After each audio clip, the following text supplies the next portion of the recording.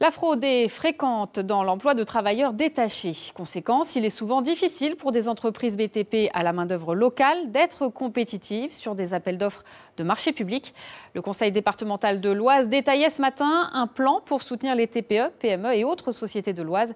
Il tente notamment l'expérience d'une clause anti-dumping social. Marie-Charlotte Roupy et Gérard Payen. Un nom barbare pour une règle bien complexe.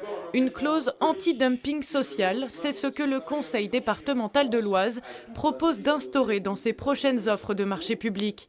L'objectif de cette clause, faire en sorte qu'un salarié français coûte autant à une entreprise qu'un travailleur étranger.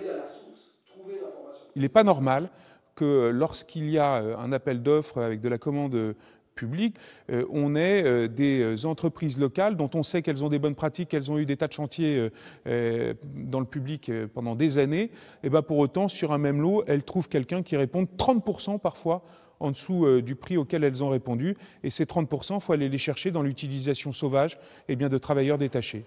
Jusqu'à présent, la loi française impose qu'à activité égale, un travailleur, qu'il soit français ou européen, touche le même salaire net. Mais les charges pour les travailleurs étrangers sont sensiblement plus faibles.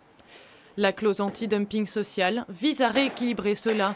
Le salaire net serait rehaussé pour arriver à un coût qui comprendrait les charges françaises. Le conseil départemental se base sur un arrêté européen pour justifier sa décision. Il autorise à imposer un salaire minimal. Pour les entreprises de l'Oise, cette clause répond à un problème réel, celui de l'accès au marché public. Nous, dans une entreprise comme nous, on ne s'y aventure pas parce qu'on sait qu'on ne peut pas concurrencer. On ne s'y aventure plus. Je pense qu'on ne doit pas être les seuls, mais on n'y va plus parce qu'on sait de toute façon on va se casser les dents et qu'il y a une entreprise derrière qui va arriver avec de la main-d'œuvre étrangère et qui va baisser les prix.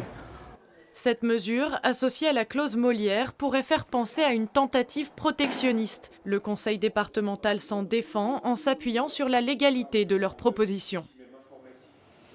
Les salariés